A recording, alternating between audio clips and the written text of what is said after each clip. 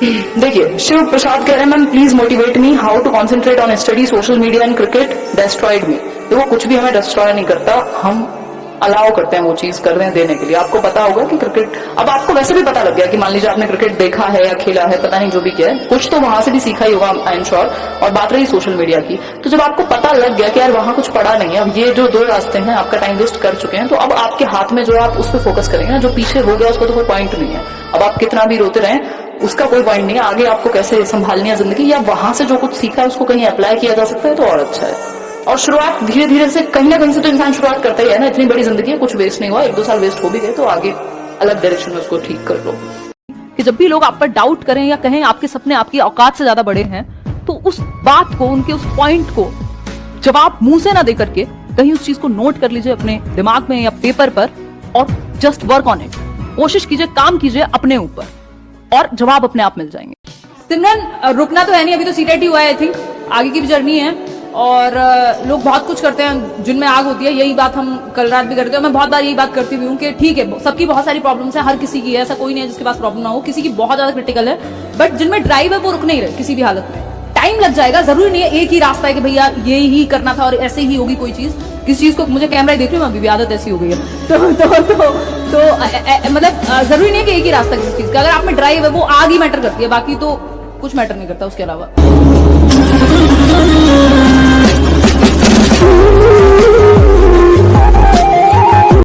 धीरे धीरे, hello ma'am, how to overcome comparison and jealousy with others because this is biggest issue for youth. मुझे भी ऐसा ही लगता है केपी सिंह, ये बहुत ही अच्छा सवाल है, आज का बेस्ट सवाल कह सकते हो आप इसको, कि हम कंपैरिजन और जेलेसी को कैसे ओवरकम करें। और ये आज की सबसे बड़ी समस्या है। मुझे लगता है कंपैरिजन आपका आपसे नहीं होना चाहिए कि आप कहां से आए लाइफ में, आपके क्या एक्सपीरियंसेस रहे हैं। आपको मतलब, मुझे क्या पता कि आपने कहां से शुरुआत की, आपने कितनी ऐसी की तैसी कराई अपनी जिंदगी में, ये तो आप ही को पता है ना। तो आप वहां से कितना आगे आए हैं ये आपको देखना चाहिए। मुझे पता है, मतलब मैंने क्या किया है बचपन से, मैं कितनी मेहनत थी और किस तरह के सर्कमस्टेंसेस थे और अलग अलग एक्सपीरियंसेस रहे हैं। तो ये मैं दुनिया से क्यों कंपेयर कर रहा हूं खुद को, या मैं क्यों खुद को कंपेयर करूं किसी और से। मतलब ये तो ये बहुत बड़ी समस्या है, स्पेशली रिश्तेदार जो कि 2 दिन में बदलते हैं। मतलब आज आप अच्छा कर रहे हो तो आपकी तरफ हो जाएंगे, कल आप बुरा करोगे या कर रहे थे तो वो कुछ और कहेंगे। तो लोग चेंज होते रहते हैं, कोई कुछ भी पक्का है ही नहीं। तो कंपैरिजन करना है तो खुद की लर्निंग और खुद की अंडरस्टैंडिंग को बढ़ाने पे खुद से ही करना चाहिए कि यार देखो, जब मैं कितना बेवकूफ था, अभी मेरी समझ कितनी बेहतर हो रही है। हंसो अपने ऊपर ही 4 चीजें देख करके कि पहले से बेहतर हुआ हूं। तो खुद से करो ना, खुद की टाइमलाइन में खुद की एक टाइमलाइन बनाओ ना कि 2004 था जब मुझे लगता था कि ये चीज बहुत बड़ी चीज होती है, या कुछ भी इस तरीके का, या मुझे इस चीज से भी हर्ट हुआ, तो मैंने यहाँ ऐसी पब्लिक स्पीकिंग में अपनी बेइज्जती करा ली थी। तो ये एक चीज हुई। अब आप 2016 में आए हो, तो आप देखो ना यहां से यहां तक कितना इंप्रूवमेंट आप में आया, आपने कितनी मेहनत की। आपके वो जो साल थे, मुझे पता है मेरे 2021 का एक महीना ऑलमोस्ट प्लान है, इतनी सारी चीजें हैं। तो मैं क्यों सोचूं कि फलाना क्या कर रहा होगा, या अभी कोई मेरा एक दोस्त क्या कर रहा होगा, उसके कितने सब्सक्राइबर हो गए, या उसने क्या कर लिया, 10 मिलियन हो जाए, 50 मिलियन हो जाए, हाउ डज इट मैटर। मुझे पता है मेरा प्लान ये, मुझे लाइफ में ये चाहिए। हर किसी को एक प्लान बनाना चाहिए। हम इस चीज पे फोकस नहीं करते, बस फालतू चीजों पे फोकस है हमारा कि भाई मेरी लाइफ ये है, अभी मेरी मान लो एज 23 है, मुझे 30 तक ये मेरे कुछ गोल्स हैं और मुझे एक पीसफुल लाइफ चाहिए। तो उसके लिए चाहे एक नौकरी की तैयारी करनी हो सकती है, अगर वो होती है अपना बेस्ट देने के बाद, यदि नहीं होती है तो मैं दूसरा प्लान भी अपनाऊंगा। तो आपके पास अपनी लाइफ का प्लान होना चाहिए, बजाय कि आप 70 लोगों को कंपैरिजन करें। या फिर ये बात जेलेसी की, मतलब जेलेसी क्यों, इंडिविजुअल डिफरेंसेस तो फिर आपने खत्म कर दिया। अगर सबके पास सेम अपॉर्चुनिटी होगी, सबका दिमाग सेम सिचुएशन में सेम तरीके से चलेगा, तो फिर तो सब रोबोट्स हो जाएंगे। तो मुझे लगता है कि नहीं करनी चाहिए। और एक और चीज है, अगर कोई भी कुछ भी कर रहा है जिससे आपको जेलेसी हो रही है, तो आपको एक चीज जरूर एक्सेप्ट करनी पड़ेगी कि वो कुछ तो अच्छा कर रहा होगा। कोई तो एक चीज होगी जो उसे वो करने दे रही है, जो जहां वो है आज, उसके पीछे कोई तो रीजन होगा। टोटल तो लक भी नहीं होता, टोटल तो कुछ भी नहीं होता।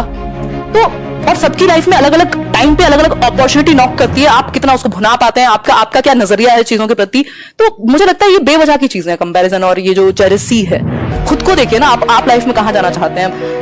60-70 साल में खत्म हो जानी है जिंदगी, वो भी मैं बहुत ज्यादा बढ़ा चढ़ा के बता रही हूँ। उसमें भी फिर आप ऐसी जिंदगी जिए जो जिसमें आप कंपैरिजन ही करते रह गए। ऐसे ये तो आपकी चॉइस है ना। अगर आप उन्हीं लोगों में जाके बैठोगे जहां कंपैरिजन ही होते रहते हैं, तो फिर तो दुखी तो रहोगे। तो आपको देखना है आपका ग्रुप कौन सा होना चाहिए, वो 5 लोग कौन होने चाहिए जिनसे आप प्रभावित हो और आपसे जो प्रभावित हो। खैर, ये इसका कोई अंतिम आंसर नहीं है, बट मुझे लगता है कि आपको डिसाइड करना चाहिए आपको अपनी लाइफ में क्या चाहिए और क्या आप हमेशा बेस्ट करते रह सकते हो, जो आपको मीनिंग दे सकते हो।